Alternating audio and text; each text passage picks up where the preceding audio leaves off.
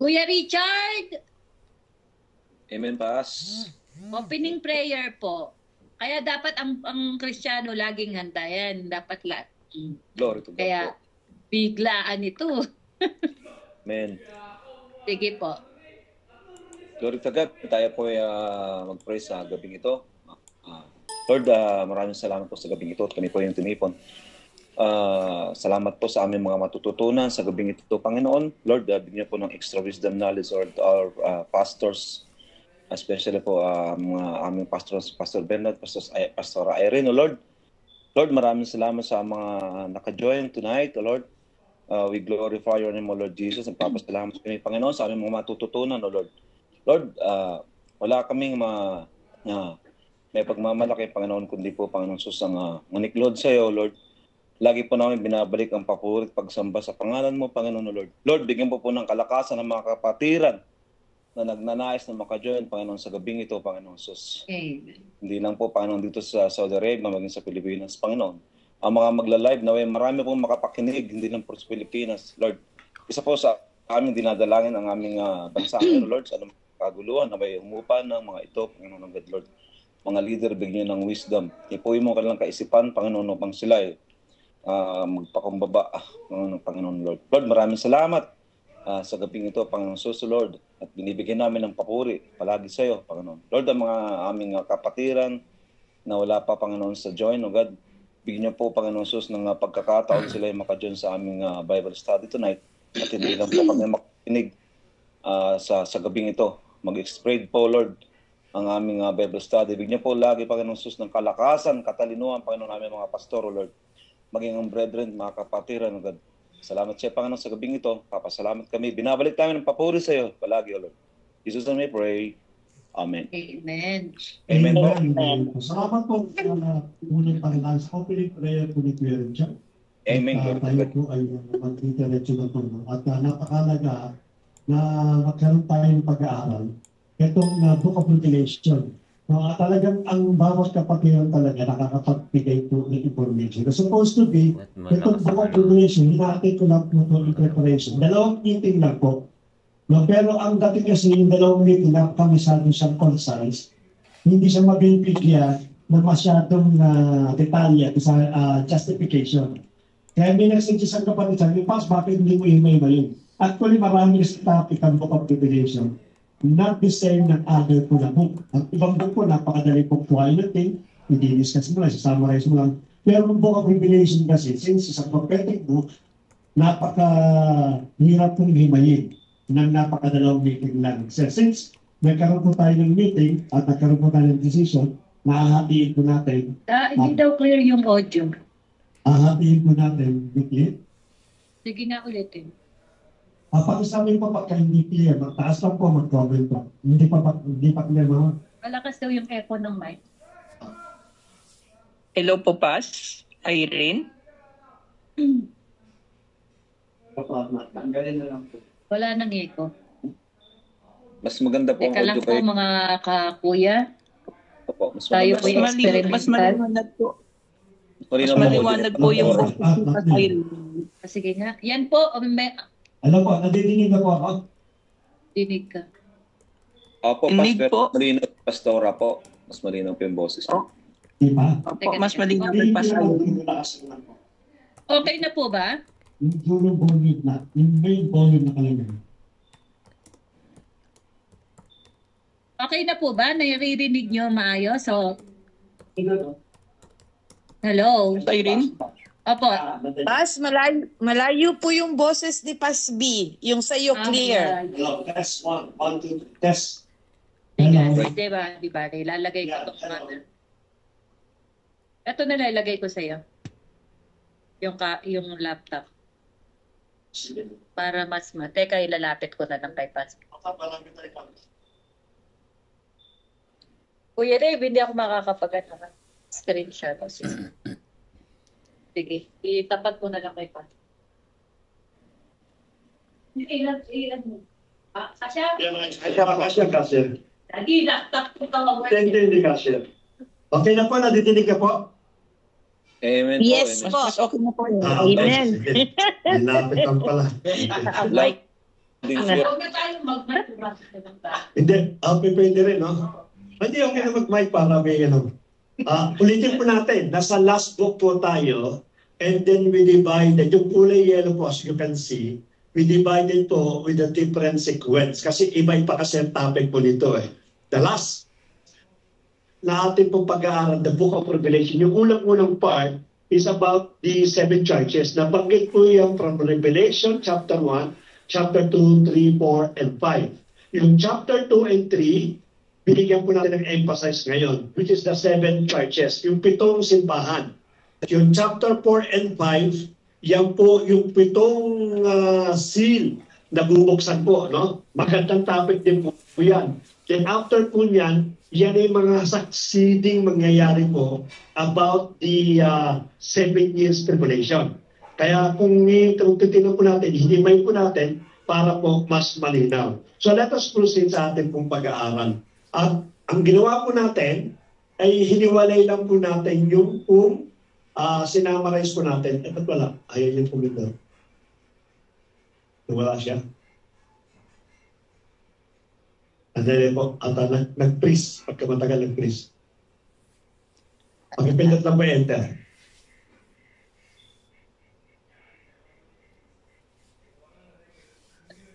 Nawala. Ngayon na gumana eh. Maugong. Hindi siya nakakonekta dito. Hindi siya nakakonekta. Pasensya po. Technical error. Maraming conversion. Hindi sa stop sharing. Kasi kahit stop sharing eh, mag-ano. Sandali po, sandali po.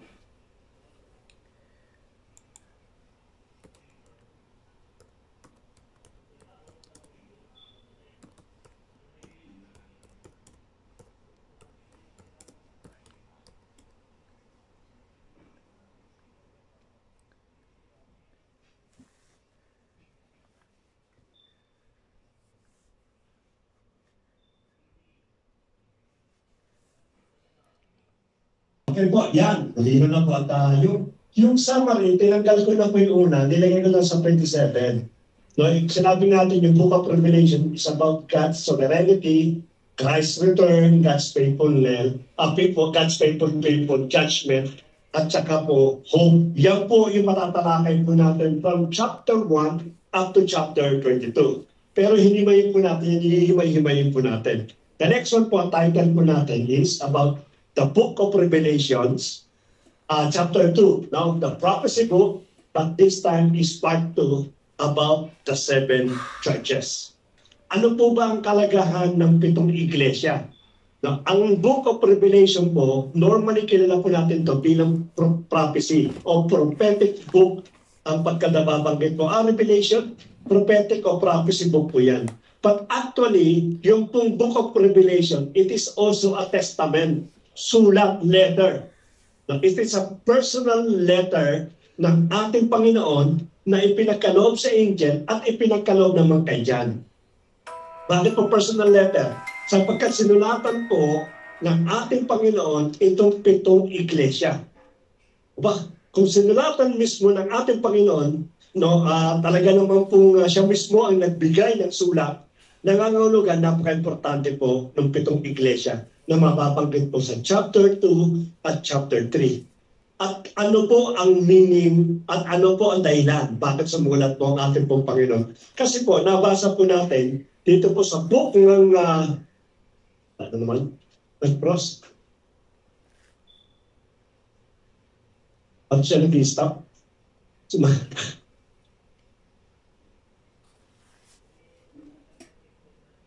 Yan. Yeah. Okay. So, ang sabi po sa Revelation chapter 1 verse 3, malinaw na malinaw po ito. Blessed is the one who reads aloud the words of this prophecy, and blessed are those who hear and who keep what is written in it, for the time it's near. So, mapalad daw po. Maliwanag, it is the Lord Jesus Christ promise na yun daw pong nagbabasa o nag-aaral ng Book of Revelation, which ganito ginagawa po natin. At lahat daw po na nakakapakinig, mapapalad daw po yan. Bakit po mapapalad? Unang-una, of course, hindi tayo magiging ignorante. No, ano pong ignorante? Sapagkat ito po ay prophetic na pagdating ng ating Panginoon, hindi po tayo masusurprise. Hindi tayo mabibigla na ang Panginoon darating po. In fact, marami po nakakaramdam sa atin at lagi nagsasabi, this is the last day. Sapagkat meron po tayong advantage kung tayo po nag-aaral at nakikinig ng salita po ng ating pong Panginoon. At ang sabi din po niya sa Isaiah, maliwanag po, no? If you are willing and obedient, you shall eat the good of the land. But if you refuse and rebel, you shall be eaten by the sword. For the mouth of the Lord has spoken. Kapag kakonekta po ito, hindi lang daw po mapalad, hindi lang po nilabas dito sa Book of Revelation yung mapapalad na nakikinig at nagbabasa ng libro po ng Revelation. Kundi even sa Isaiah, sinabi po ito, tayo daw po ay mananagana. Aanihin daw po natin yung the best of the land. No, nangangalo kapag sinabi mong best of the land, it represent po yan kung ano yung tinatangkilik po natin. So napakalaga po na mag-aralan po natin ito. At yan po ang binabanggit po dito sa ating pong Book of Revelation. So, hindi na po natin masyadong i-highlight yung pong author. Alam na po natin yan, na yan po ay si John the Beloved, John the Apostle, John the, ano pa yung tinawag sa kanya, tatlong tawag po dyan, John Prophet. John the Apostle na po yan. Ang pinaka-andi po sa iba po yung John the Prophet. At ang nagpatunay po nito, if you try to go with the historical book, no, hindi po sa Bible, si Irenaeus of Lyons po, yan po yung pinaka, parang, ano ba tawag doon, yung parang kinikilala, talagang yung kanya sinasabi talagang kapanipaniwala. Reliable at talaga naman po yung kanya pong integrity, talaga pong nilirespeto po yan. Not only for those people na nag-aaral po ng Biblia, but even sa mga historical book, yung mga historian, nilirespeto po nila si Irenaeus of Lyons. Siyang nagpapatunay po ito. At the same time, siya rin po ay isang disipulo ng atin pong, hindi ko lang sayo. Hindi lang po lang po lang. Ay, alam nga. Biyang natin susi. Si Boy pala lumabas, kaya nag-lock. Sandali po. At siya po tutuloy lang po natin. Paraming siya masyadong ano. No, yan po nagpapatunay. At the same time po, si Bishop Polycarp, yan din po ay isa pong disipulo, tagasunod po ng ating pong Panginoon. No, si Justin Martyr, magkakasunod yan. Si Irenaeus, si Polycarp, si Martyr, at umuli-uli po si Melito of Sardines. Sila po ang mga early historian, which is meron po silang malaking integrity, ginagalang po sila when it comes to sa mga history, sila po nagpapatunay na si John the Beloved, John the Apostle, ang siya pong nagsulat po ng Revelations. Okay po, sundan po natin. Bibilisan na po natin yung date po. Sinabi na po yan, no? Sa panahon po yan ni Emperor Domitian. Hindi po sa Emperor ni Nero. Sa panahon po niya, sinulat po yan around 95 to 96 AD po. Okay? So, nakalala po natin yan. Ito po yung summary na ginawa po natin. Actually, part 1 and part 2, natapos na po natin yan. Yung pong Jesus' word to the seven churches, natapos natin. Summary, no? In glimpse lang po. At yung pong vision of heavenly throne and first judgment. Yung pong seventh seal. Tinalakay po natin yan, but hindi natin binusisi, hindi natin hinimay. Pero this time, ang babalikan po natin bago tayo mag-jump to 6 to 8 and the rest, babalikan po natin ulit yung chapter 2 and 3, which is the seven churches. Yun magiging topic po natin. Next Friday po, about the seven seals, seven vials, at yung pong judgment po ng ating pong Panginoon. The rest po yan, sunod-sunod po yan. Yan na po papasok yung pong tribulation, papasok na po dyan yung pong millennial reign, 1,000 millennial reign, yung final pattern po ng Armageddon, at the last one po, it is the new earth and new heaven. Tingnan po natin kung saan tayo hihimay pa doon sa mga natitirang topic po natin. Sumunod po, ano pong sumunod dito? Bakit mahalaga yung sulat ng ating Panginoon sa sapitong iglesia na ito? Sapagkat napapanahon po ito. Na ang sabi po sa ating slides, sabi niya, John says that the apocalypse is a prophecy. A prophecy is a word from God spoken through a prophet to comfort or challenge God's people. This apocalyptic prophecy was sent to a real people that John knew. The book opens and closes on a circular letter which was sent 7 churches to the ancient Roman province of Asia. The fact that the revelation is a letter that means, because sinabi ko na, no, letter po yan, means that John was specifically addressing these first century churches. Yun po yung pinakauna po, chapter 2, chapter 3. While this book has a lot to say to Christians of later generation, yung po nauna mga bago, yung mga matitig, yung mga mainit na mga generation po ng church noong araw. Its meaning must first be anchored in the historical context and time and place, no? Ito po ang nagsasabi po, marami, o minsan may nagsasabi po, yun daw pong churches, the 7 churches in the book of Revelation, is only a symbolical. It's only a illustrations. But to be honest po, yung pong 7 iglesia na sinulatan po sa Book of Revelation, nag-i-exist po yan. Yan po yung lugar ng 7 iglesia na sinulatan po ng ating pong Panginoon. Lahat po yan nasa loob po ng modern Turkey. Kaya tingnan po ninyo, no? Naglalapit-lapit po yan. Bakit po? Kasi napakahalaga ng Turkey sa end times, no? Etong mga taong ito, etong simbahan na ito, isa-isang nakaranas yan ng persecution. Bakit po? Kasi nga po, itong Turkey, which is the new name, na persecute po itong mga iglesyang ito. At alam ng Panginoon kung ano po ang nangyari dito sa mga iglesyang ito, kaya nga po sumulat siya ng letter upang magbigay ng warning, magbigay po ng encouragement, at magbigay po ng mga future events. Bakit po? Kasi po alam ng ating Panginoon, which is applicable sa atin, na pagka ang isang Kristiyano o ang isang iglesia na pe-persecute, nagkakaroon ng problema, nagkakaroon ng maraming sa kanilang buhay, madalas po yan bumibigay sa kanyang pananampalataya. At alam ng ating Panginoon na maaaring sa iglesia pitong ito ay meron pong bibigay. Kaya po nagkaroon po siya ng encouragement. Bakit po? Kasi ang sabi ng ating Panginoon, maliwanag po ito sa 1 Peter chapter 4, 17 to 18. For it is time for judgment to begin at the household of God. Tama nga naman. Bakit ako maghahatol muna doon sa labas ng aking pong pamilya? Pamilya ko muna ang hinahatulan ko. Bakit po? Para pag hinatulan ko yung labas, alam kong may karapatan akong humatol. Kaya dito sinabi ng ating Panginoon sa 1 Peter, uulahin ko muna ang aking household na ituturuan o i-display sapagkat napaka-importante po ito. And it begins with us. Magsisimula po sa atin. What will be the outcome for those who do not obey the gospel of God? Ano ba mangyayari? Now, before we spread these things, nangangahulugan po, God is judging or chastening first the household, all the family of God. Kaya nakakaranas po sila. Kaya titignan niyo 7 churches po, may palo po yan.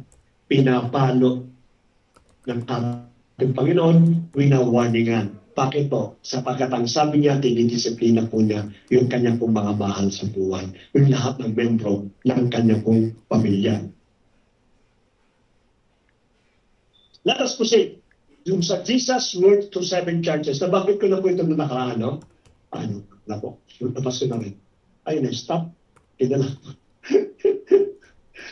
Okay, yan. It is clear that you can draw spiritual lesson from their spiritual condition for our time. But these 2 chapters, which is chapter 2 and chapter 3, shows in the 7 churches also 7 sequential stages in the church history. From the beginning of the church until its rapture. They contain a prophetic outline of the history of professing Christian, for the whole book is all after all prophecy, thus including both these chapters. Ano pong ibig sabihin po ito mga kapatid? Ang ibig sabihin daw po, yung daw po kindly inform me kung nasa nag-join si Sister Dorothy. Baka naman ano po siya. Paki-inform lang po ako ng. Tatandaan po natin na ang book of ng 7 churches, ang 7 churches po, ang sabi daw po nila is about the present, about the character ng mga iglesia na nangyayari po ngayon. So, kung pagka sa sisinuhin daw po ng isang iglesia kung saan siya parte na sa 7. Ako yung Sardis, hindi, ako yung Laodicea, ako yung Ephesus, kaya ito yung church namin. ng pinakano. Pero ang sabi po ng ibang theologian, yung daw pong churches, yung 7 churches, it is a sequential. It is a stage. Ano pong stage? Yung pong una, papasok po yung pangalawang klase, papasok po yung pangatlo, until doon sa 7. At ang sabi ng ating Panginoon, marami po naniniwala, after the 7 churches, that will be the rapture. Ang pagdating ng ating Panginoon. So meaning, tinatapos ng Lord yung lahat ng 7 iglesia para mapulpil yung kanyang sinulat sa Book of Revelation. Therefore, kung yun ang maaari paniwala ng ibang Bible scholar, napakahalaga po na basahin po natin ito. Kaya nga sabi ko sa iyo, in-include natin yung 7 churches para magkaroon tayo ng idea, nasa last stage na pala tayo. Nandun na pala sa ikapitong iglesia, sapagkat pagkatapos po ng 7 iglesia, ang sabi doon, the Lord will come for the rapture. At titingnan po natin kung ano yung karakter ng pang-7. Baka maaaring pang-6 pa lang tayo. O baka maaaring pang-5 tayo, darating pa yung pang-6, darating pa yung pang-7, bago darating ating Panginoon. Or we might be on the 7 churches already. Let us himayin po natin ito upang sa ganun makita po natin kung nasa saan nga po tayo. Aside of course for the moral lesson na matutunan po natin, this is also a warning, no? Information that God is given to us in order to know kung kailan darating po yung rapture. Alam niyo po yung rapture na malaking isa sa Kristiyano yan. No one knows when the Lord Jesus Christ will come. They call it rapture. No? Kasi po kung alam mo kung kailan ka mag-rapture, that's the time only na magbibigay ka ng 100% ng buhay mo. But because we don't know the rapture, yung kasi beauty ng ating pong Panginoon. Yung ibang tao po, naglalaro pa, left and right, no? Worldly Christian, worldly Christian. Bakit nasabi po nila, hindi pa naman darating ng ating pong Panginoon. That is their own reasoning. Kaya titignan po natin ito. Each letter offered a specific assessment of the church.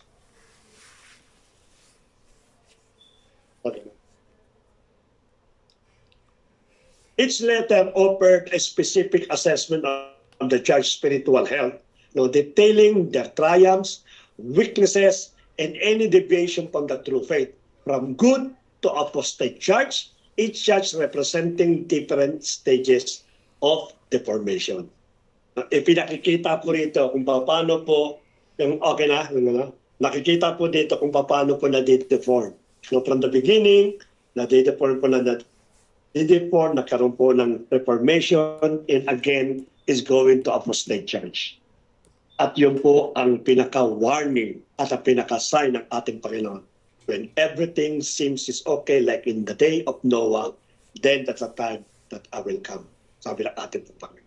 So ito po, mahanggan po ito. Sundan po natin. Wala na naman, B.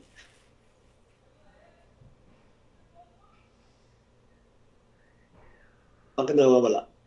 Yan. Number 1, the Church of Ephesus. Yan. Yan ang unang-una po sa ating pong iglesia. Ano po yung Church of Ephesus? This is the 1st century apostolic church. Magbibigay po ako ng idea, ng hint, para malaman nyo kung nasan po tayo. Itong apostolic church, ito yung panahon na kung saan si Pedro, si Pablo, and the rest ng bawat apostol ng ating Panginoon, and the rest ng mga nakakilala, ito yung nag-i-spread ng maraming gospel.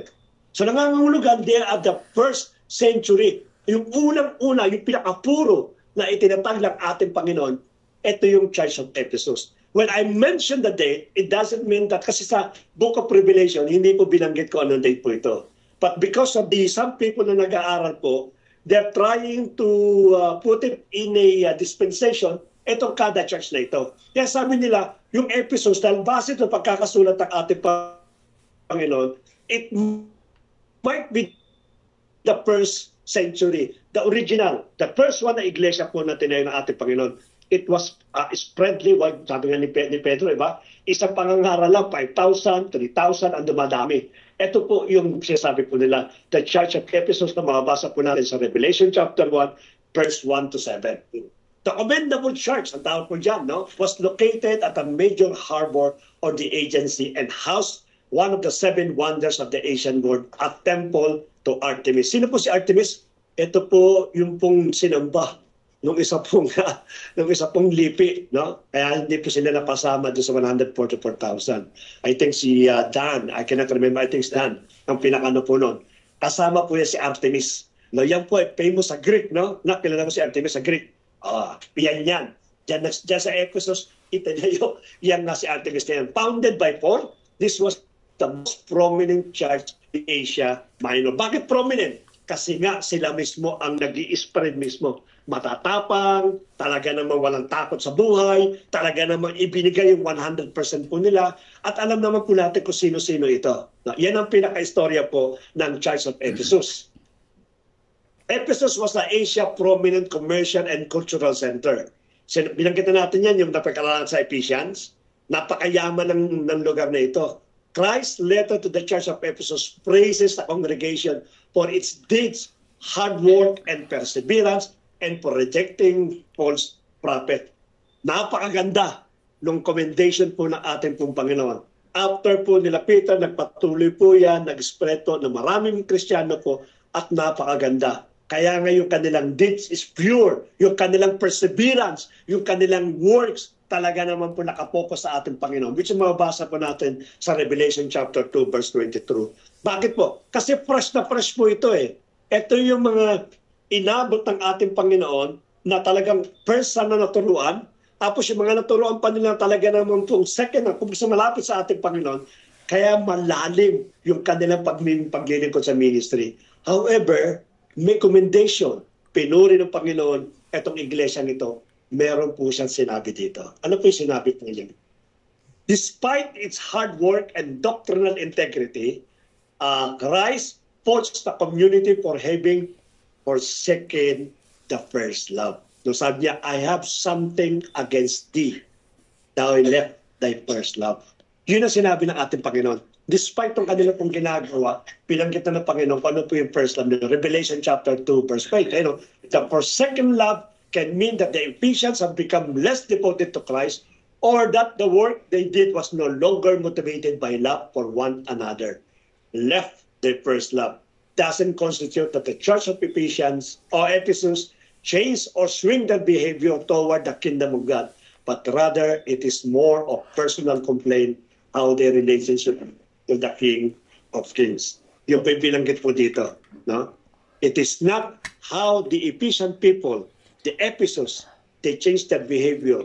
They change yung kanila pong init, yung kanilang init na mag-share ng Word of God, na even yung kanila pong buhay, ibinibigay po nila, yung kanila pong ginagawa, talaga naman po para sa ating pong Panginoon. Pero meron silang pinanggit ng ating Panginoon. Iniwan mo ang unang mong pag-ibig. When we talk about the personal love, alam niyo po sa buhay po natin, bisa nagiging routine yung ginagawa ko. Routinal ba? Sa trabaho natin, nung una tayong natanggap, no? Especially mga recently natanggap sa trabaho, napakasaya niyan. Napaka-jolly, papasok pa lang sa umaga, na-excite na sila.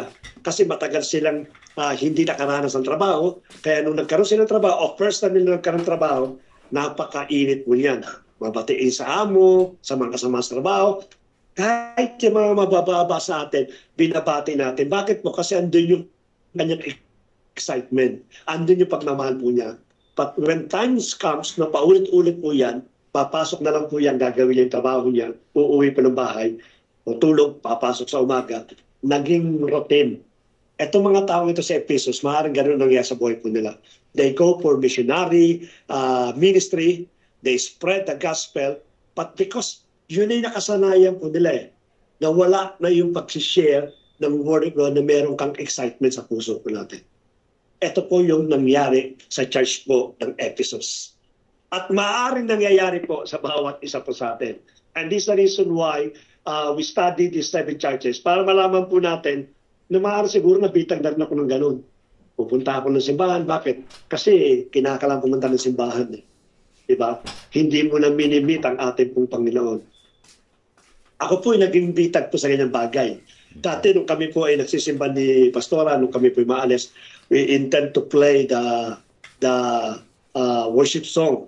Sa bahay pa lang, umaawit na kami, natutuwa na kami. Kaya habang nagbabiyahe kami, we've been excited na mimimit ang ating Panginoon. Not because ando yung bawat kapatiran, but because the Lord is waiting in that place.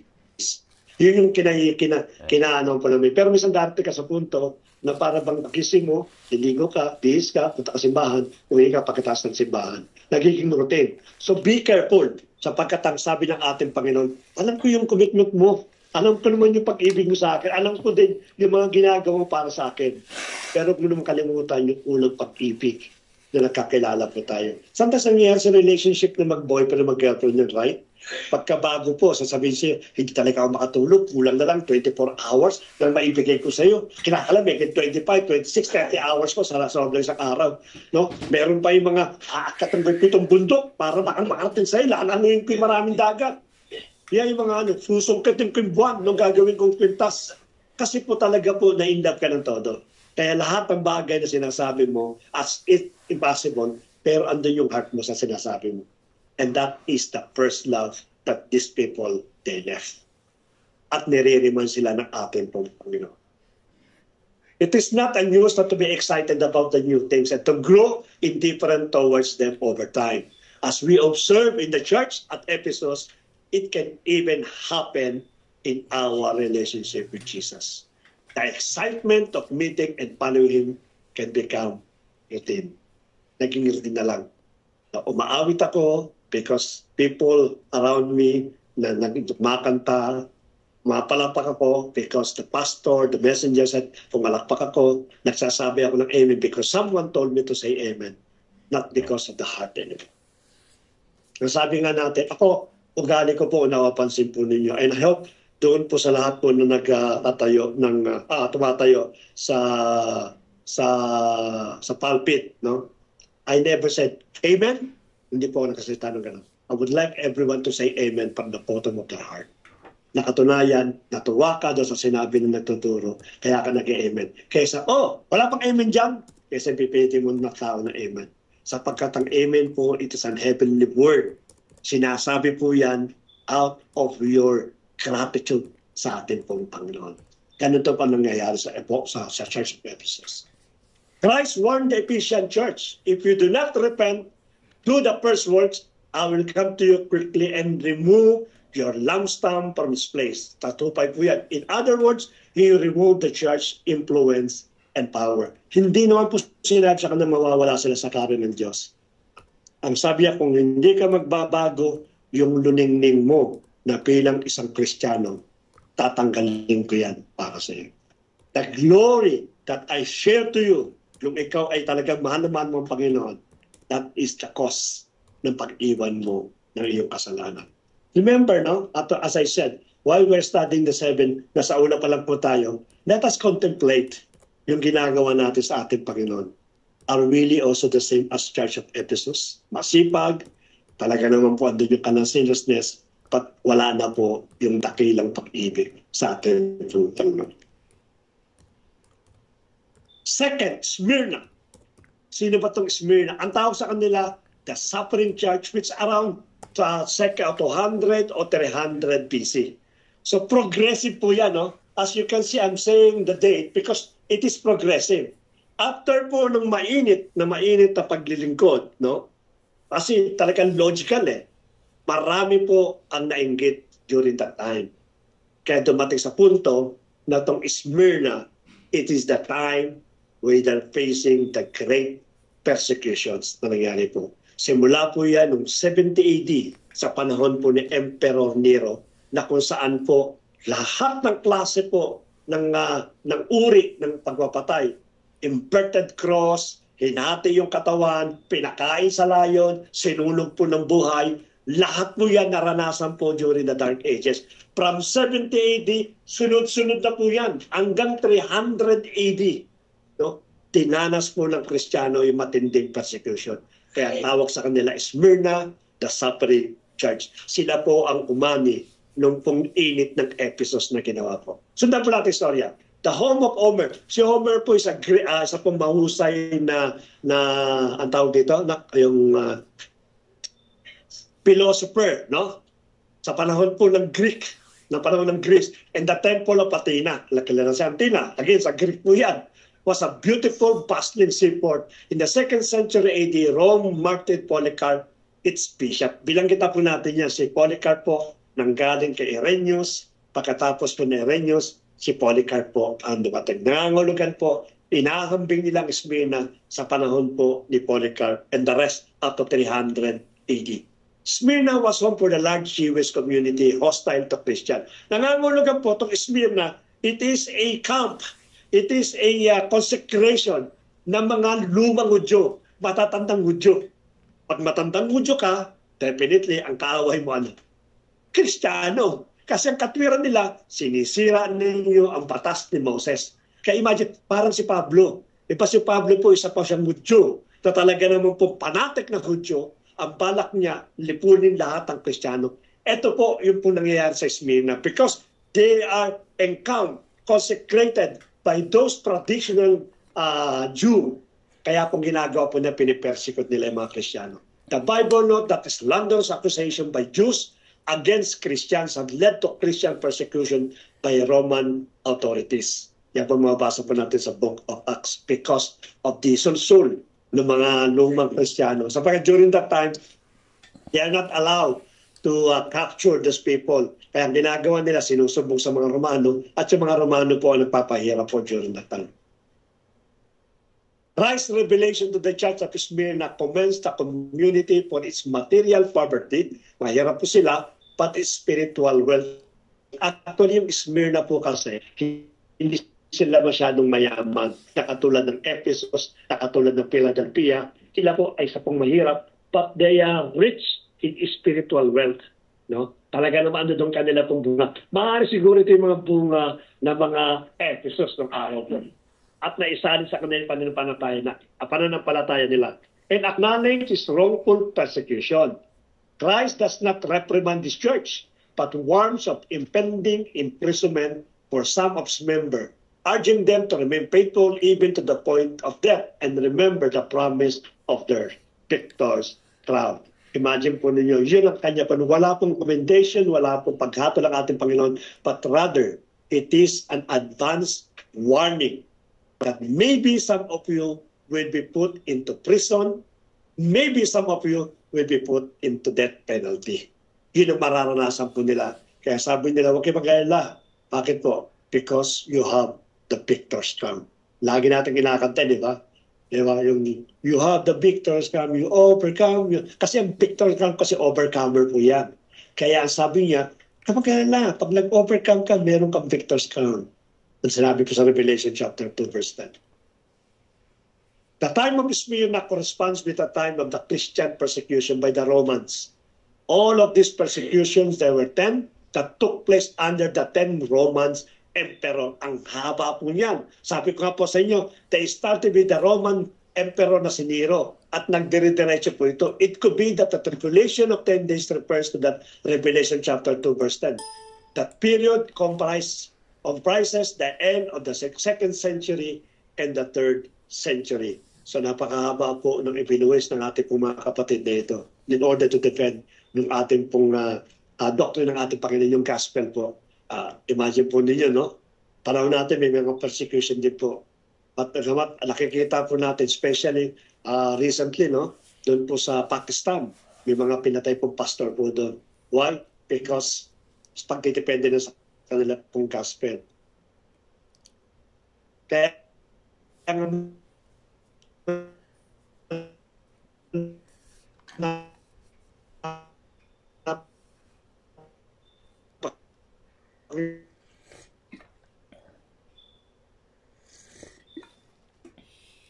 he never stop or prevent from happening. Alam mo na pala mangyayari sa Smyrna. You are our Lord. You are the King of Kings. You are the most powerful God. Bakit hindi hininto ng ating Panginoon yung persecution na nangyayari po sa Smyrna? Sapagkat siya mismo po ang nag-warning po to. You know why? Because of this reason. First, Jesus knows in this world you will face hardship and tribulation. John 16:33, sabi niya, let not your heart be troubled. In this world, you have a problem. You have persecution. You have all things na mararanasan po natin. Maliwanag po yun. Nasa mundo po tayo. The only thing that we can escape those po sa mga difficulties is mawala tayo sa mundo. Ngayon, kung gusto niyo po na wala ng difficulties, ando na po siya. Sabi nga nila si Kirk, no? Ano pangalan ni Kirk? Charlie Kirk. Sabi nga nung kanya, hindi ka na mahihirapan. You finish the race. Now, you don't have trials, tribulations. Now you're with the Lord and harvesting those everlasting happiness and joy. Kaya po yung pong trials, hindi mawawala sa lupa po yan. Alam ng Panginoon yan. Kaya hindi po tinanggal ng ating Panginoon. Hindi sinabi, tatanggalin ko niyan sapagkat the only thing to escape from the tribulation, difficulties in life, is to live in this earth, in this physical earth. At hindi po tayo maalis. Kung hindi tayo maalis, nangangulugan, dadaan po tayo ng hardship and tribulation. Second thing, ano pong sabi ng Panginoon? When Jesus Christ said, I know your troubles, it means it's an assurance that He will not, that He will with us even we walk to the valley of shadow of death. Assurance yan eh. Pag sinabi ng tatay sa anak niyan, pag pumunta ka doon, asahan mo nandun ako. Pag may problema ka, andun ako. Kaya yung bata po, may confident po siya. Why? Kasi pag nakaranas ako ng problema, may tatay ako, nanay akong kasama ko na siya magdedepende sa akin. Magdedepensa sa akin. Assurance ng ating Panginoon, sabi niya, I know the troubles. Alam ng Lord yan. Naranasan ng ating Panginoon troubles. So be confident na hindi tayo iiwan ng ating Panginoon. Thirdly po, it is the greatest reward waiting for those people endure hardship is what? Is the crown of victory. Napakalaki kasi ng reward. The crown of victory. And I don't know who among us sa JTGIA ang magkakaroon po ng crown of victory. Kasi yung crown of victory po binibigay po sa mga overcomer. Diyos ang dumanas na malaking problema and yet they overcome yung problema po nila. You have the crown of victory. At naniniwala po ko sa crown of victory, napakaliwanag po niyan sa atin po pag magkakaroon po tayo. There's a lot of crown. Crown of light, crown of ano po yun? Yung kung hindi nasisira. Ano bang crown yun? I forgot that. Limang crowns po yan. Anyway, babanggitin po namin. But this is the crown, incorruptible crown. But this time, it is the crown of victory. Next po, Pergamum. Sino po ba itong Pergamum nito? This is the compromised church. Again, ulitin po natin. Ephesus, the original, the first church po, the apostolic church, dahil sa persecution, sa init po nila, nagkaroon po ng persecution sapagkat hinihinder po yan. Ang nangyari po, sinalo po yan ng Smyrna. After po ng persecution, sabi nga natin ng Lord, may bibigay dyan. No, mayroong magkakaroon ng pag-surrender ng kanyang pananampalataya. And that is Pergamum. So look at the stage nung takbo ng ating pong istorya. Which ang mababasa natin sa Revelation chapter 2, 12 to 17. Ano ba itong Pergamum na nag-compromise sa church? Ito po nangyari sa kanila. Pergamos was a capital city of Asia Minor. Mayaman ito. Capital city yan eh. Home to imposing temple dedicated to Zeus, Apollo, Athena, Asclepius, o yung the healing cult, no? And Caesar. Yung pong, ni Caesar, nandiyan po yan. Citizens were sophisticated and literate. The church at Pergamos is admonished for permitting false teachers to put stumbling blocks in the way of believers. Meron kang church, ang kasama mo is lahat matatalino. Mayayaman, sophisticado, matataas ang alta susunod. Yan ang mga kasama po ng church sa Pergamos. And definitely, whatever na mga tao po, na mga mahuhusay at mayayaman, napakadali niya influensyahan po yung loob ng iglesia. At normally po, ang pinaka-problema ng Pergamos is naniniwala sila sa mga false teaching. Kung ano pinakinggan, ang ganda nito. Tanggapin ko nga ito. Kaya nga, be careful tayo. Lagi yung sinasabi po sa inyo mga kapatid, no? Kung nadidinig din po sa let us always have the discerning spirit. Let us always have a sound doctrine. Kasi po, pag napakinggan po natin, ang galing ito. Pinopost natin sa ating pong chat room, pero hindi natin inaaral muna kung ano ang sinasabi po nila. Kasi kung magaling lang magsalita, therefore whatever Joel Osteen said, paniwalaan po natin. Kasi magaling siya magsalita, maganda yung sinasabi niya, paniwalaan po natin. Let us always be cautious. Eto mga taong ito, napakadali pong maniwala. Especially when someone in alta sociedad, mayaman, may mayroong posisyon, pag nagsasalita po, they already accepting whatever itong taong ito. Kaya ang nangyari ito, para lang po siyang bangkang walang timon. Aano di sa kaliwa, punta ng kaliwa. Aano di sa kanan, punta sa kanan. No? Wala pong decision making, wala pong napaka-established na meron sila pero hindi nila magamit po yun. Kaya nangyari po dyan na compromise po itong iglesia nito. The message to the Church of Pergamos to the period of church history is spanning pagkatapos po, kaya na 200 to 300, 330 up to 538 AD. This was the time when the church began to compromise the belief and allow paganism to sneak into the ranks. The subtle shift began under the authority of Emperor Constantine. Kasi po pagdating ni Emperor Constantine, diyan na po niya tinaya yung pong iglesia. Diyan niya po tinawag. Kung tawagin po Universal Catholic. When you talk about Universal Catholic, it means it is not the Roman Catholic. It is the Universal Church, the body of Christ. No? Just to make the story short, nakita daw ni Constantine Tinople, yung kanya daw victory pamamagitan ng krus. Ano yung sabihin nun? Kinakala, i-join ko yung mga Kristiyano, itong Universal Church nito, itong Universal Catholic nito, upang magkaroon tayo ng victory. And Vince, sabi nga natin, napakadali mapakinggan, sumama po sila. Uy, tinatanggap ng isang Roman, na mataas na Roman, ang ating pananampalataya, and they join kay Constantine. And after po dyan, ipinanganak ng alin? The Roman Catholic. Pinakano po dyan. And when began this Roman Catholic, it became more compromised yung ating pong paniniwala. Dito po nagsimula itong Pergamum na ito. Sundan po natin ang istorya po nila. People may not initially believe false teaching. Tama nga naman, madali naman eh. Tolerating the spread of deceptive ideas will eventually lead many to stumble spiritually and compromise the doctrines of the apostolic Christianity. Pagka po'y bombardment ng boardman, paulit-ulit po yan. No? Ang mangyayari po sa inyo, maniniwala na po kayo. I remember one day na meron kami kasamang isang deacon, isang elder. Actually, hindi deacon, elder po siya. Sa isang iglesia doon sa Cavite. So, madalas nag-uusap po kami, ang kanya pong kapatid yung pinaka-head pastor. No? One time nag-uusap po kami, nagpapalita kami ng Word of God. Suddenly, naramdaman ko na yung ibang tono niya, iba yung tinatakbo ng kanya pong pag-share. So, tinanong ko siya, nanonood ka ba ng Christian program, either by YouTube? Ay, araw-araw nanonood ako. Tinanong ko ngayon siya, sino pinapanood mo? Si Eli Soriano, ang daling, siya totoo talaga. Sabi niya ganun. So naman because of the continually na pakikinig, somehow yung lahat ng tinatanggap niya, nagiging tama na sa kanya. Kaya ang ugali po niya, bastos na, makipag-share, pagpilosopo, ay hindi ka niya, mali ka dyan. Iba kayo siya, no? Na-adapt niya na. Hindi lang po yung doctrine, even yung attitude na nag-share. Kaya maingat po tayo dito. Kailan po ito, magsisimula ka sa tama, but because you continuous listening, no? You continuous following yung pong tao na alam mong hindi tatama sa iyo, magkakaroon ka ng adaptations. Maingat po tayo sa ganun pong bagay.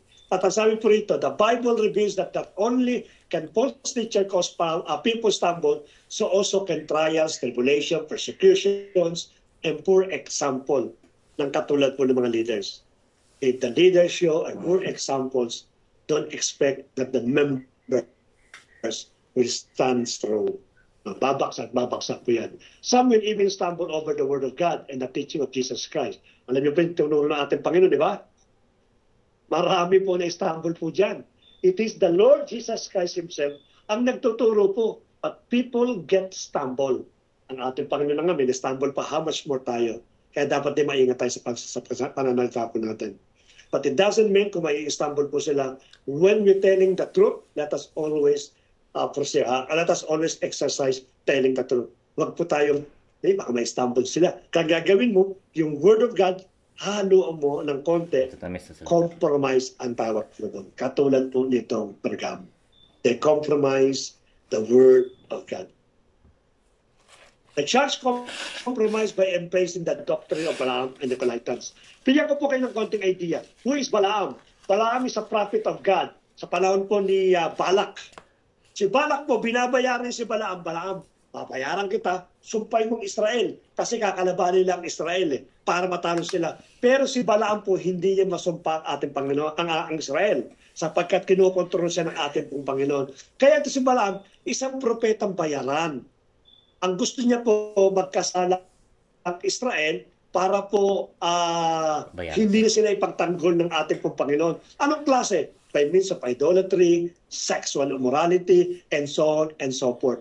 Yan po ang gusto po ni Prophet Balaam. Yun po yung kanyang pong doktrina. Yun po yung kanyang pinapasunod para po bubaksak tayo. Kaya sabi niya, in-embrace niyo yung doktrina ni Balaam. Si Nicolaitans naman po, ito naman po yung pong Kristiyano, hindi Kristiyano, yung bang pagka ikaw do'y Kristiyano, accepted ka na sa moral values. Na you can do anything kasi ligtas ka anak ka na ng Panginoon, anak ka na ng Diyos. Kaya pwede mong gawin yan. Kahit magsugal ka, kumuha ka na ibang babae, mag-inom ka, mag-alak ka, mag-ano ka dyan. Walang problema. Walang moral responsibility o accountability. Kasi bakit? Anak ka na ng Diyos Iyan yung doctrine po ni Nicolaitans. At itong dalawang ito po yung in-embrace ng Pergamon. Kaya ang tao po nung araw, nagiinom sila, nagsasaya sila. Bakit? Okay lang yan. Kristiyano naman tayo Diba? Kasi sabi ko nga sa inyo, napakadali nilang paniwalaan sa isang bagay. They become poor sa kanila pong pagguhod ng pananampalataya nila. Kaya yun po in-embrace ng dalawa. Sunod pa natin, the message of the Church of Pergamos is thought to refer to the period of church history spanning 318 to 510. This was the time when the church began to compromise in belief and sinanggit ko na po ito, no? The authority po ni Constantine.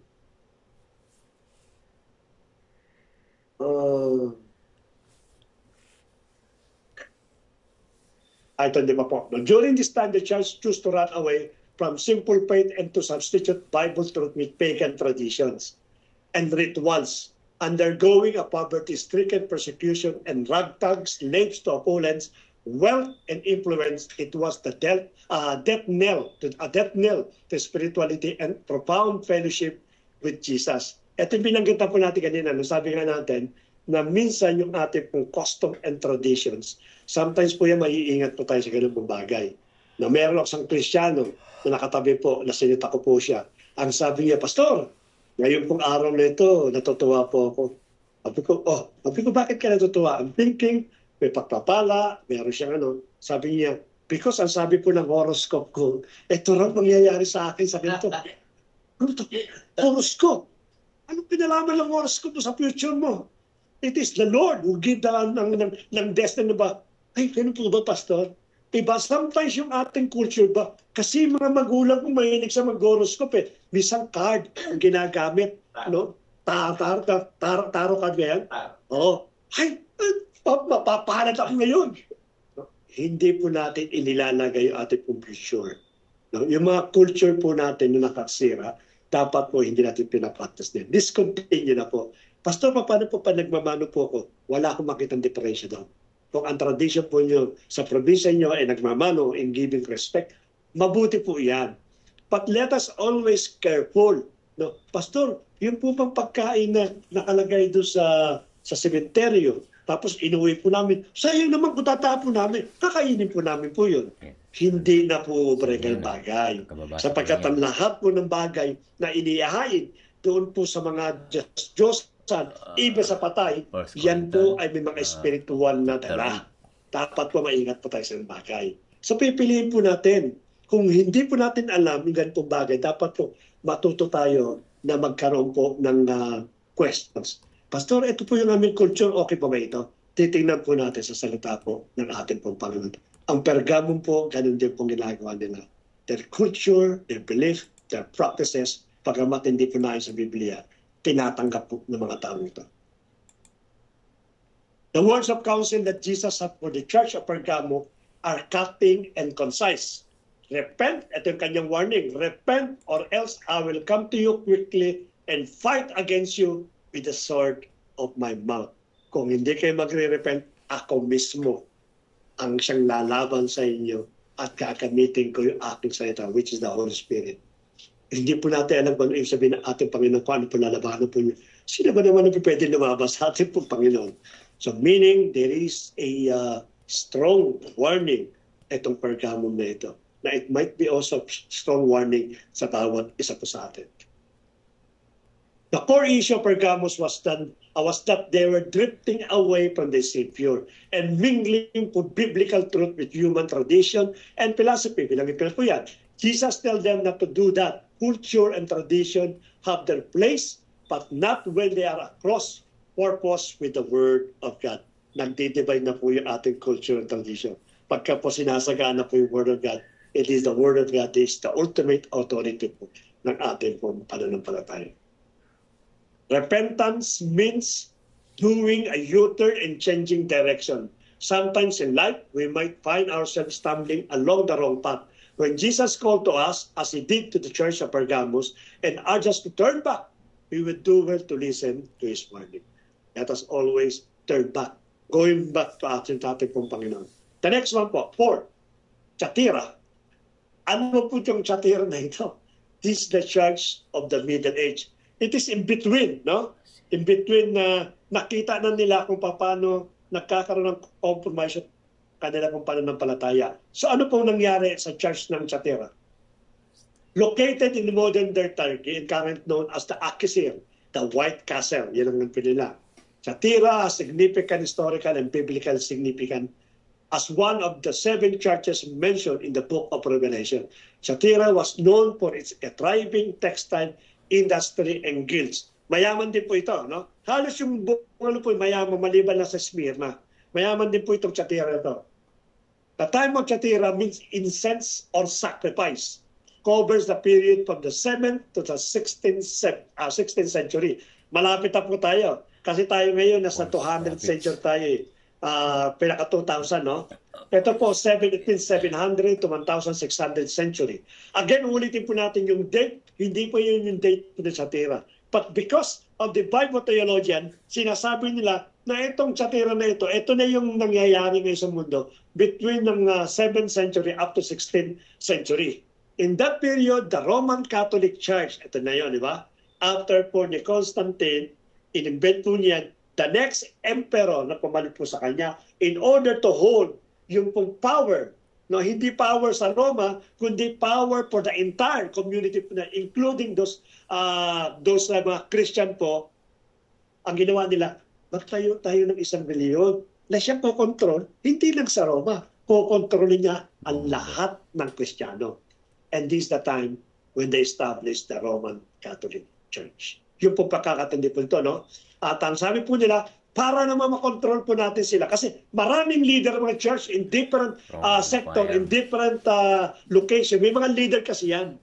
Tulad ng naunana, Ephesus, sa Smyrna, may mga leader. This time, magtayo tayo ng isang leader lang. Isang leader na pakikinggan nila na maka-Diyos. At sino po yung leader na yun? Yung pong Pope. Nagtayo sila ng isang papa upang sa ganon, lahat ng Kristiyano makikinig sa kanya. During that time, napaka-effective po yun.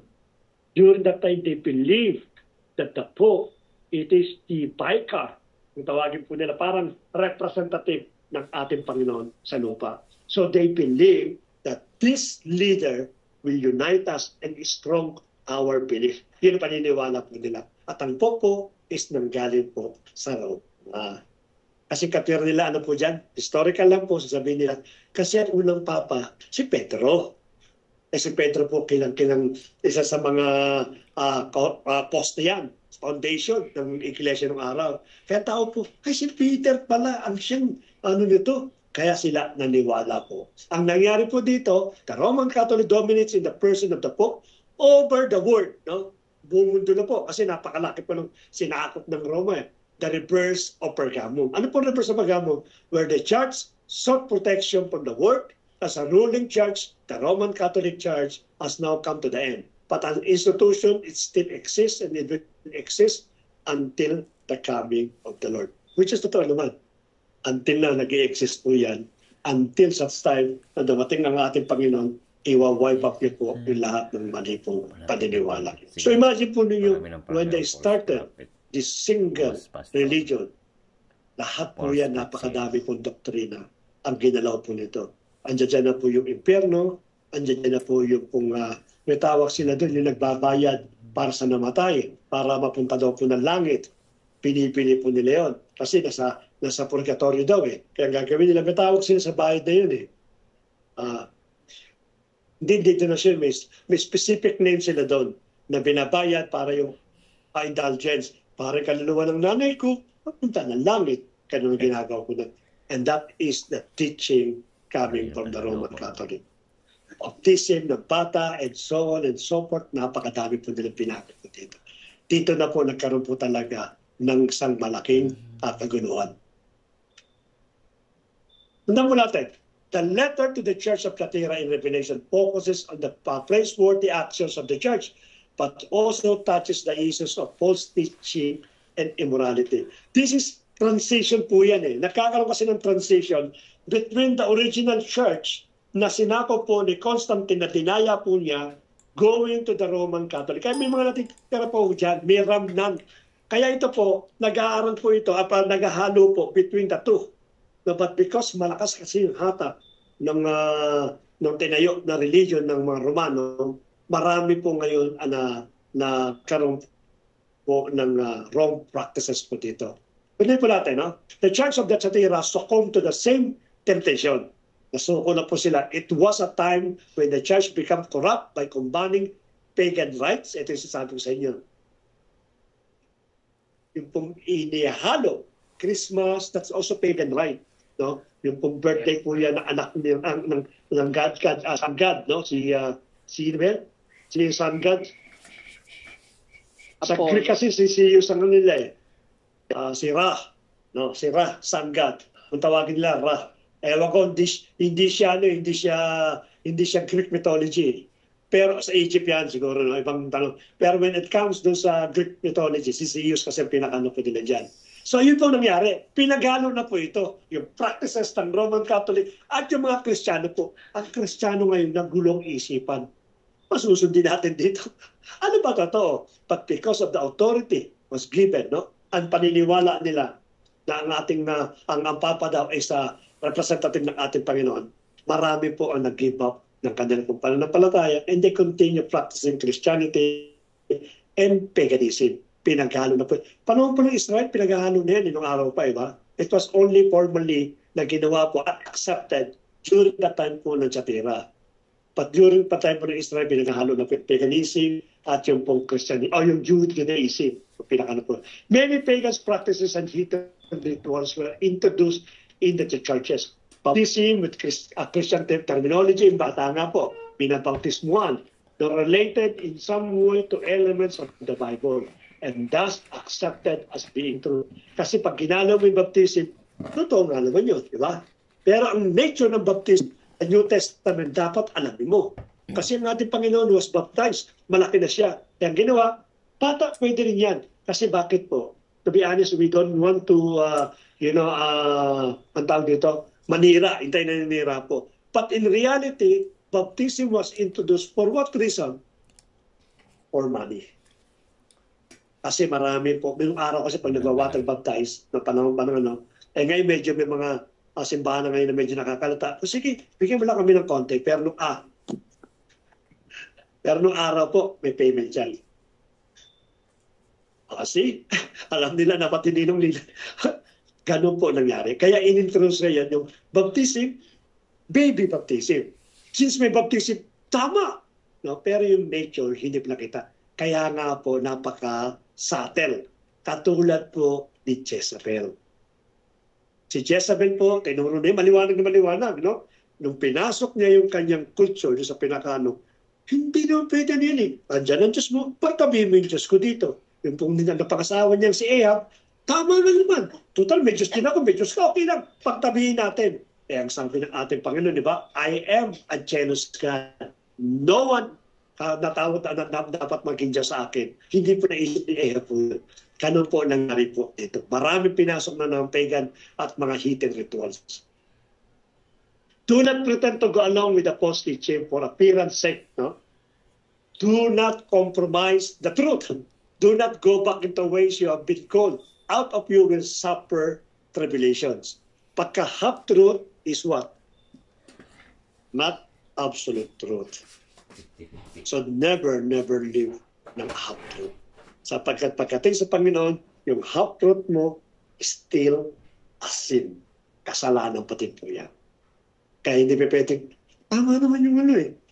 Konti sabit siya, pero tama naman siya. Yung konting sabit mo, nangangahulugan nyo or committing sin. Kaya hindi po tayo dapat tumuhay sa compromise na katotohanan. Truth, truth. Wrong, wrong. Yun po dapat maging prinsipyo.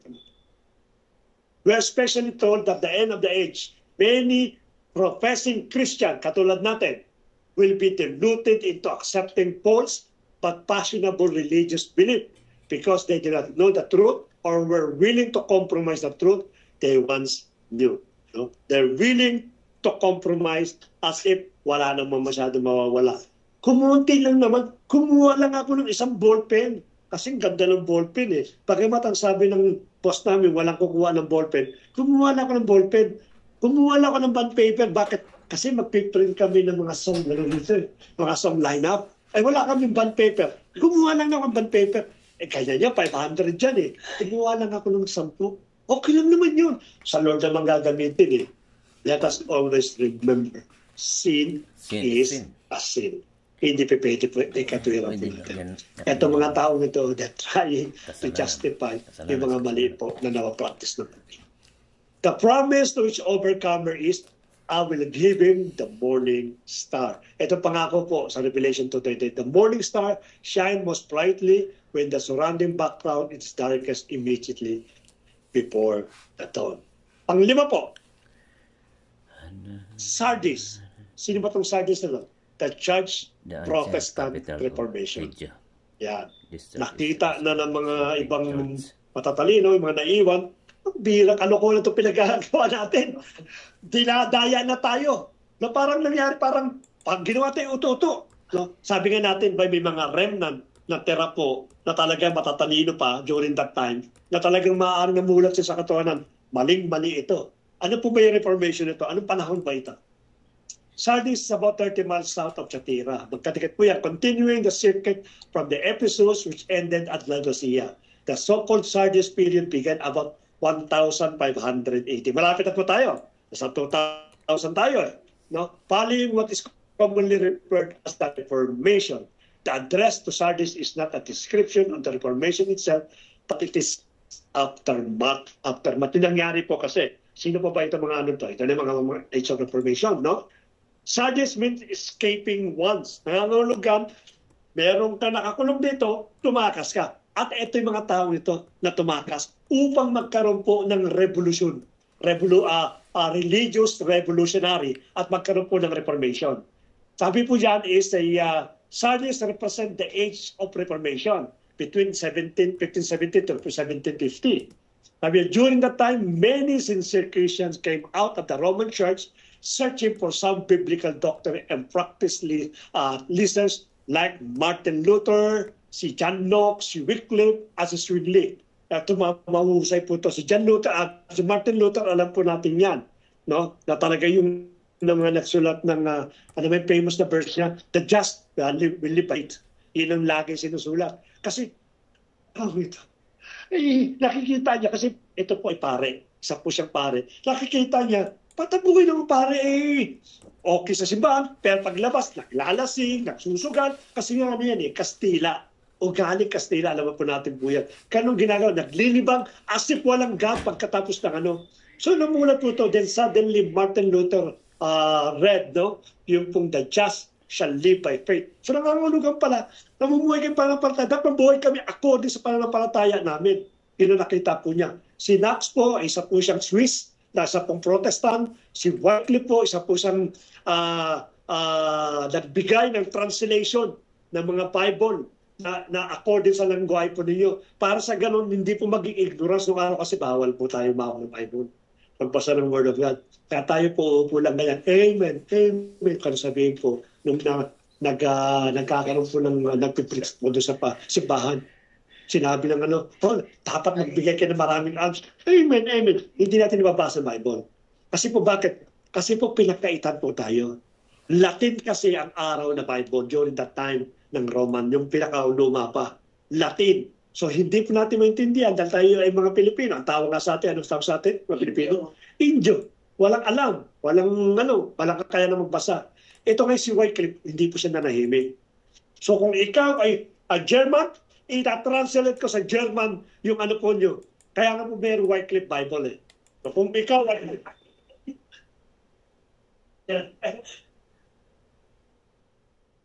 kung ikaw po ay isa pong Persia, ita-translate po niya. Si Sirgley po, isa po siya Australian, isa po siyang Polish na ganun din Protestant po. Ito ay mga great man of God na talaga na po nagkaroon po ng revolutionary. Na this church na nakalakayan natin, hindi pala tama. Dinadaya pala tayo. Kaya marami po ang namulat patungkol po sa reformist na ito. Tayo po'y bunga po ni Martin Luther. Na tayo po'y bunga ng mga reformist. Tayo po mga born-again Christian, some other denomination po, either yan ay mga Presbyterian or anumang klase na bunga po tayo nito mga tao ito dahil sa kanila po. So ano po nangyari pa? Only a few comments are made about Sardis. May mga comment lang po. A city once famous for arts, crafts, and wealth, Sardis appears to correspond to the church era from about the 16th century, yan na po, up to the 20th century. Yan po yung time po nila. The main description of the Sardis era is that it was dead church. No? Although it had a recognizable name in Piece of the Truth, it never did much with that precious information. Mainit sila, but ang sabi that you have a dead spirit. Because sabi nga natin, nanggaling po sila doon sa Roman Catholic. Kaya po yung kanilang, ganito po yun. Sundan po natin. Complacency is the billion of the fractionary tale. Yung complacent. Yung ba parang you lower your God. Parang pag nagbabantay ka, bagong security guard ka, talaga naman napakano yan. 24/7 yan, hindi na natutulog. Talagang mata niya, nakadilat ng ganyan. At lahat binabantay niya talaga. But because wala naman nangyayari araw-araw, wala naman nangyayari buwan-buwan, maaaring taon na wala naman nangyayari, wala naman nanakaw eh. Yung mata mo, yung pinipikit na ganyan. That's complacency. Bakit? Kasi nasanay ka ng nothing will happen. Kaya ito po ang problema po sa Sardis during that time of the Middle Age, no? Sabi dan, accomplishing a tolerated sin, we cannot avoid a similar fate by following the Apostle Paul's instruction. Examine yourself as to whether you are in the faith. Test yourself. Examine mo. Yung mga aking pananampalataya, tama ba o hindi? Now, let us always make a self-assessment kung tama nga ba yung ginagawa natin at tama po ba yung pinapractice mo. The lesson of Sardis is sobering. Do not let the truth die. Hold on to the truth you have been given. Bear fruit with the precious truth or be blotted out in the book of life. Ito yung pangako ng kasultasyon ng Panginoon. Or else, I will blotted out your name in the book of life. Hindi pa tayo makakasama po dito. Sadly, Scripture indicates that despite this strong warning, many believers at the end of the age will turn their ears away from the truth and be turned aside to fables.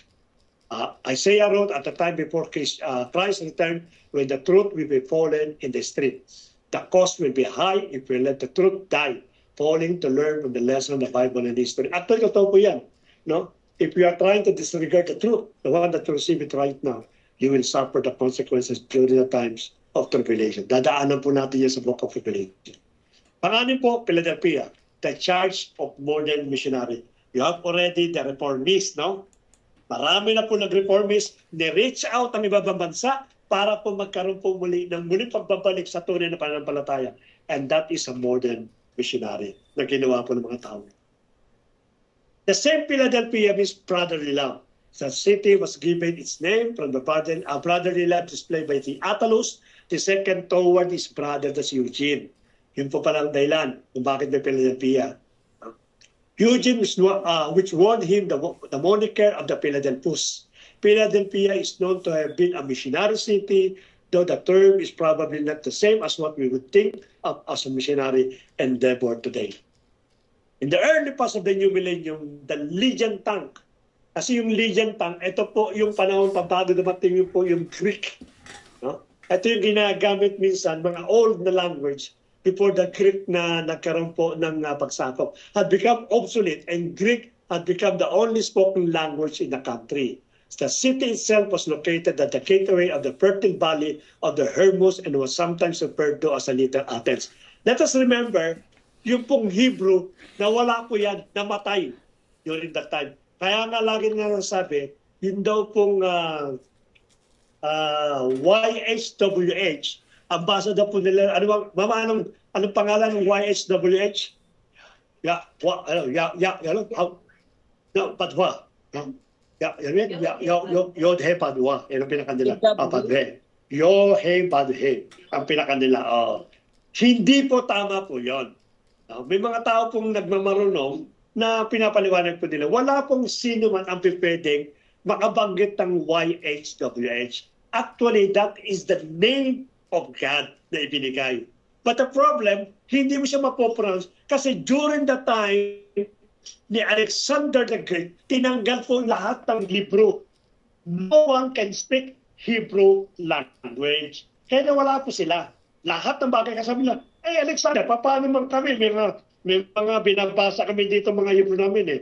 Then Alexander ordered yung kanya pong mga matatalino to translate Hebrew Bible into Greek Bible. Kaya po kayo, anong language pa? Greek. Of course, may mamaik dyan doon sa New Testament. But Greek. Bakit po siya nagkaroon ng Greek? Because of the Alexander the Great. Siya po nag-utos po ito. Kaya nangyari, sa tagal ng sinako po, kasi titignan yung time frame ni Alexander the Great, napakahaba po niyan, namatay na yung Hebrew. And during generation to generation to generation, hindi na po mabanggit kung ano po yung tamang pagbanggit ng pangalan ng YHWH. Only Moses, Abraham, yung mga nakausap po niya exactly kung ano po ang pangalan po ng Diyos. Since namatay na nga po yung Hebrew na ginawa po nila is hindi na po mabasa. Kaya let us remain YHWH, which is sometimes still found as English na Yahweh po. Yung pong pinakano po nito. Ituloy po natin.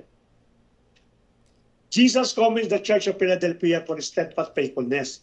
It's especially interesting that he tells that they have remained faithful despite the fact that they have only a little strength.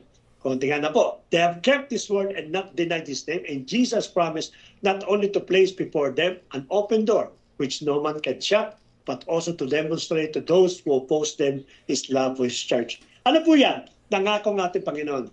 Because of your faithfulness, because of your perseverance, because you wanted to go back to the original, I will open a door for you and no one can shut it. Ano po yung door na yun? It is the door of the gospel. Kaya wala po sinong pwedeng lang. No? Harangan mo man ng kamatayan, harangan mo man ng batas po ninyo, it will not close the door of gospel. Bakit po? Kasi ipinangako yun sa Philadelphia. Since you are reformist, I will open the door, spread the gospel that no one can shut the door. Except, of course, the Lord Jesus Christ. Yun ang pangako po sa kanila. Kaya masasipag to eh. Jesus offered no words of reproof to the Church of Philadelphia. Wala po siyang against, no? That is significant, but it also signifies two things. The first, it is that it's possible for God's people to walk before Him so uprightly that they please Him in all things. It is not only heartening and reassuring, but also a direct challenge for those of us who profess to be Christians. Tuloy po natin. Secondly, it is an indication of the deep and abiding relationship that existed between Jesus and His church. Such experience is not limited to the Philadelphian church alone. It is something we can all attain, the relationship ng mga Biblia. Jesus counsels the Philadelphians to hold fast to what they have, their spiritual experience that is deep and abiding. He promises them that if they hold fast, that is, no one will be able to take their crown. May pangako na naman pong crown, no? And lastly po, the Laodicea. So, as you can see, from the Ephesus until sa Philadelphia, everything happened. Nangyari na po. Let us always remember after the 7 churches, the rapture will come. So Laodicea is the last church. If we try to analyze these things, meaning that we are now in the time of Laodicea. Ano po yung Laodicea? It is the lukewarm church. Pastor, ang JTGI naman, hindi naman siya lukewarm. Na may init nga siya eh. This era, it is a lukewarm church. Pag sinabi natin lukewarm, it is a general description for all the churches. No, it doesn't mean na may lahat po, no? May mga exempted, but definitely this is our time, the lukewarm church. Actually, tinatawag po nila this apostate church. Ito po yung tumalikod sa ating pong Panginoon. Ano pong mangyari? Pasahin po natin, uli-uli po. The name Laodicea means judging the people. The city was built by Antiochus II and named in honor of his life si Laodicea. Yung po yung pangalan. Kaya nagkaroon po na ano. This church covered the period, ito yung cover niya, the period of the church history from about the mid-19th century right up to the second coming of Jesus Christ. Yun yung kanyang time frame.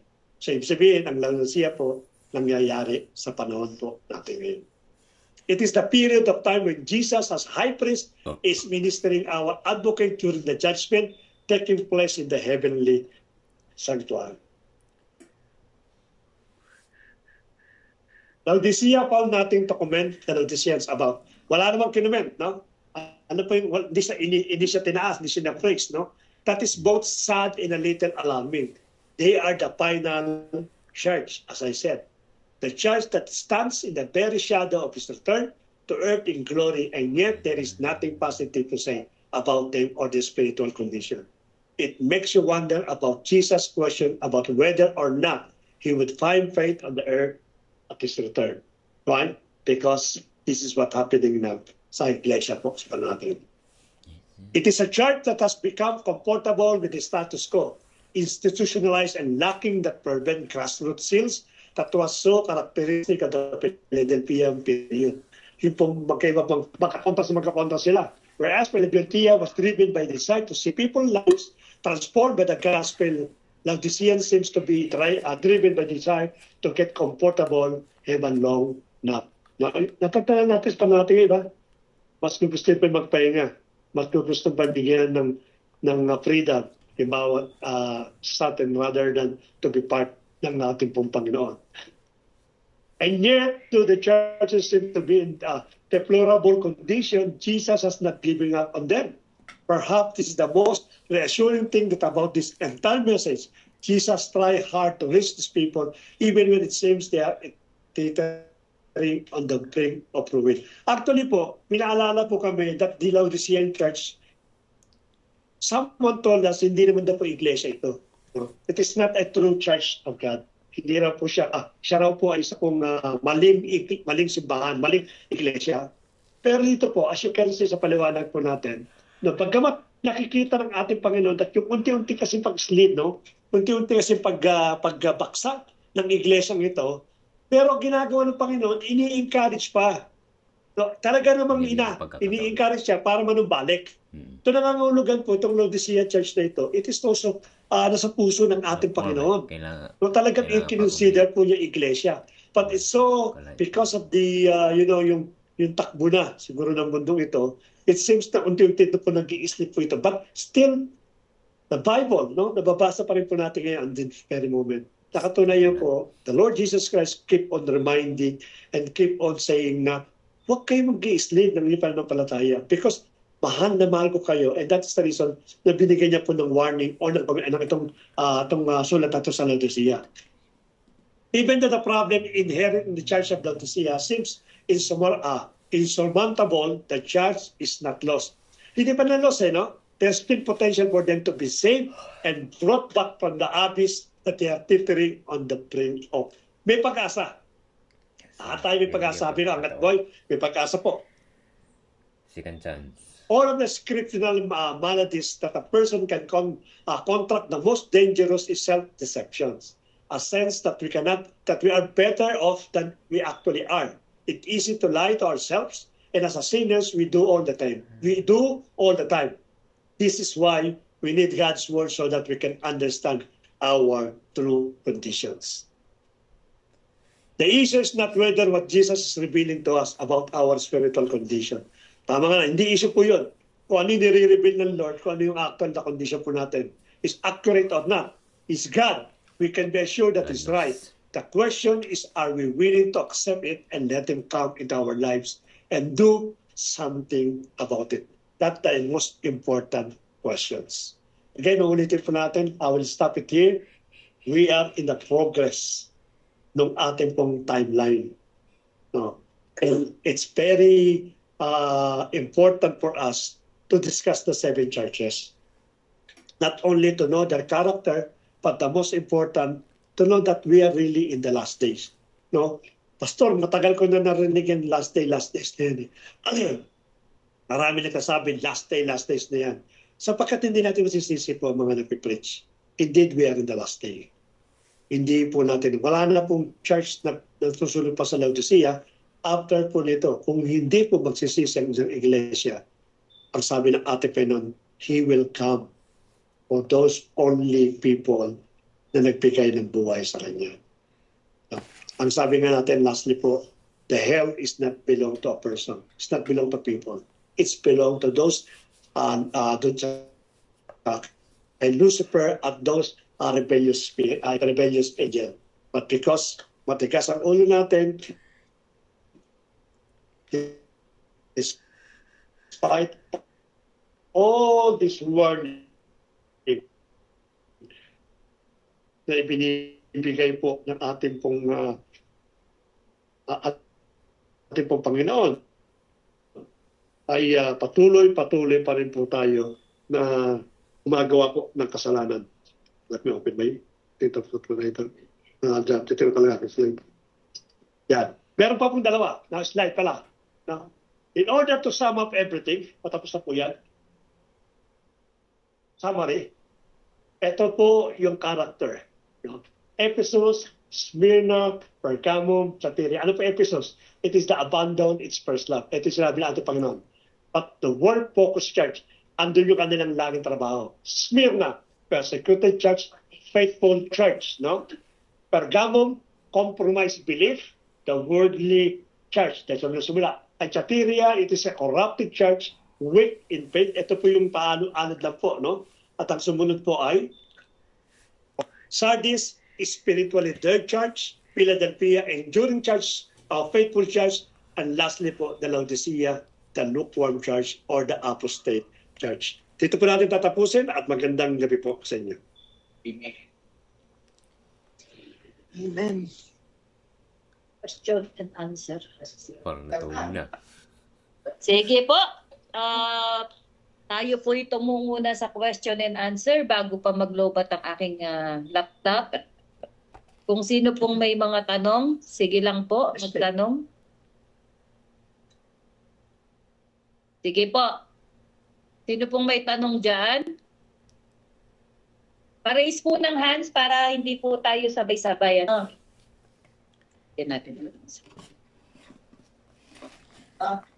Yung tanong ni Sige po. O, sige na, kuya. Sino pong mauna? May tanong po ba? Or napahaba po ba ang kwento ni Pats Bernard at nakatulog na? Pasensya na po kasi meron tayong mga Ayan, hello? Ayan, hello?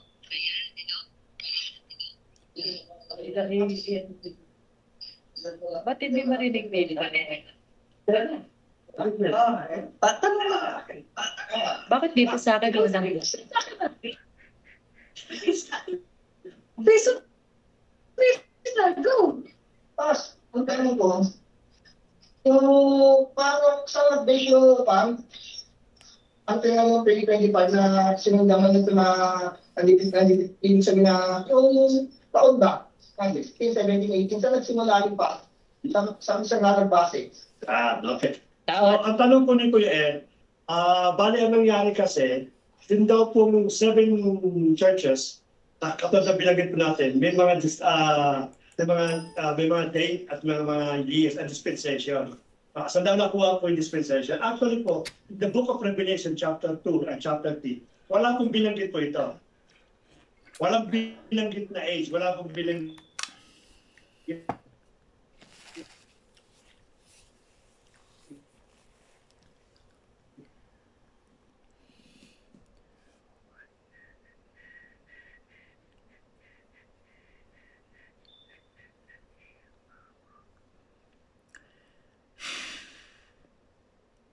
Ayun ang signal ko.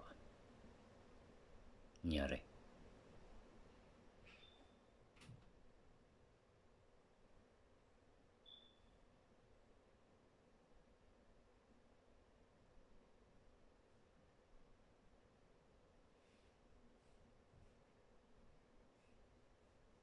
Iglesia. Wala na marinig.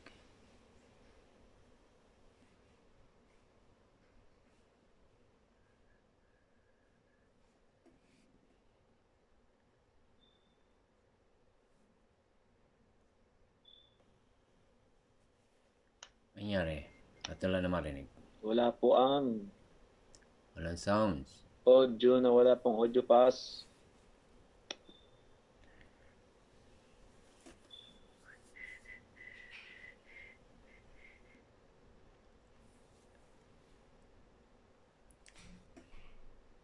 Yan.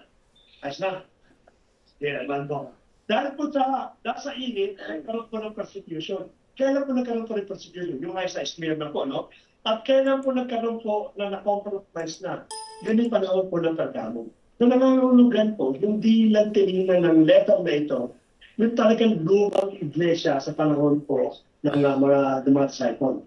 So inilatag po nila yung paliwanag at which is hindi piniliwanag ko upang makita po natin yung take ng bawat pagkakasalusok ng iglesia. But definitely, wala pong date na binabanggit po sa Book of Revelation. Sinabi lang po, isulat po nito sa mga iglesia nito at yun lang po binigyan po ng warning. But in order for us to understand, because as I said, prophetic kasi ang revelation. No? So kung gagamitin po natin, sinulat niya yung panahon pa eh. Yung natin Panginoon, nandito sa pinuro. Wala na yun eh. Anong prophetic dyan? Anong prophecy? Bakit po siya nagpa-prophesy? Kasi nangyari na ng panahon kayo eh. Diba?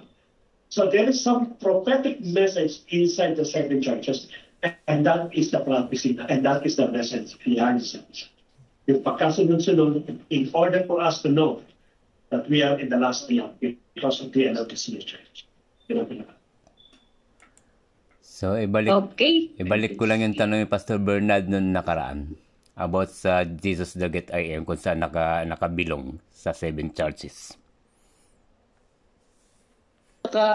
Si Hello, JTGI. ang church natin. Sa Laodicea pa din. Kasi hindi... Actually, sabi nga natin, there are two message behind doon sa seven churches. No? Una, sabi pa, yung pinaliwanag ko yan, because of this dispensation. Para malaman po natin yung message. Because para hindi maging ignorant about the second coming of the Lord Jesus Christ. And this is the reason why they're saying that we are in the last day. It's the last day tayo. Because nakita nila yung character ng Laodicea. This is really what's happening now in the church in general. Nung may tanong ngayon ko yung mga nasan po tayo ngayon ng JTGIN? Actually, the second message po, ano binanggit ko na kanina, it is showing the character of the churches. Different churches, different character. Ngayon, tayo na may mag-iisip na, saan ba ako dito pa? Kasasabi sa kami, sa Philadelphia kami. Tayo na makakalang. But definitely for me, as we got yung ating church, I will not accept that we are in the Laodicea. Nakatulad tayo ng Laodicea, hindi ko accept yung mga nakita naman po natin yung init na paglilingkod po naman. It might be in the Smyrna, no? Persecuted church, and yet, yung pagiging faithful po natin nandito po. It might be Ephesus, the Apostolic Church. Binalik po natin yung pagiging tiwaan, pagiging doktrinina po ng mga apostles. Doon po tayo bumalik tayo kay Muslim. So ganun po, but definitely Laodicea, hindi po natin maaaring ipilang yung pong JTGI. For God's glory po, hindi po tayo sa ganun. Okay, pero syempre, no, it might be, pwede din tayo malaglag sa Laodicea. Yes. Ba? Hindi natin minimenos yun kasi dahil nga sa nangyayari sa panahon ngayon. Kaya po, yun naman ang iniingatan natin na huwag mangyari sa atin. Kaya nga po tayo nag-aaral ng salita ng Diyos. ng Bible study at yung mga preaching natin, kung nakikita natin, hindi po siya watered down na mga messages, no? Hindi po siya sugar-coated na messages. Talagang kung kailangan mag-review, magre-review tayo, but with him talaga, compassion. So, opo, siguro ang tanong na lang, no? Personal question na lang natin sa sarili natin, kung saan ba ako nakapaloob? Kasi we cannot say, kumbaga, marami tayo eh. Kumbaga, let's say si Pastor, sinasabi niya sa Sardis, saan siya? Sa Faithful Church, na Enduring Church, Philadelphia siya. Pero yung ibang mga member, nakikita naman natin, hindi rin. Marami ding mga nadadapa, maraming talaga lub-lub pa din, no? So, palagay ko ang tanong dito is individual. Hindi natin magkaroon tayo ng individual evaluation kung saan ka ba nakapaloob. At the same time, ano yung maiko-contribute mo sa iglesia para hindi mapunta dun sa lukewarm church na Laodicea. Depende sa Okay? nananambahan. So, si Kuya Jomel po, naka-raise ang hands. May question po. Sige po, Kuya Jomel. Pass na lang siguro. Pass, Irene. Bakit po Ano po? nag-pass? O, pass. I think actually po, yung question ko is about the Orthodox Church. So I think because Orthodox Church daw. Kasi ang Orthodox Church ko kasi, it is meron po iba kasi yung kanilang originated coming from Russia. No? Yung mga Africa, Ethiopia, so ganyan, Orthodox yan. Yung pinakano po yan. But yung kanila pong pananampalataya, definitely, it is not naglalayo doon sa mga reformist. Sabi nga natin mostly po, almost around the world ng mga iglesia ngayon, on different denomination, o different sectarian, ang resulta po niyan, galing po yan doon sa mga reformist. Kasama po dyan yung Orthodox. Magawa ng Orthodox po, matagal na po ito. Matagal na po ito, Orthodox na ito. But if you try to see their faith, it's almost the same with us. Of course, may mga differences po ng mga paniniwala. Yung mga pinapuntahan sa Africa po, mga Orthodox po yun. 100% po sila mga Orthodox. Sila Sale, no? Kasama ko sa work sa Yun. so bali sa reformist po siya na belong po pas na stage na age. Opo, reformist po. Kasama po siya sa nagpunta po ng reformist, which is na sa panahon po ng panahon yun? Pergamum. Sardis, hindi po. Pergamum yun. Sardis yata, Sardis. Sardis siya. Sardinas. Panahon sila ng Sardis. Yung panahon po nila Martin Luther. Okay. Sige po pa. Okay, may tanong pa po. Sige po, mag-raise lang po ng question kung meron pa. Kung parang nag-contemplate kayo kung saan party kayo ng simbahan nakapaloob. Okay. Yung pong kanina nabanggit po ni Pastor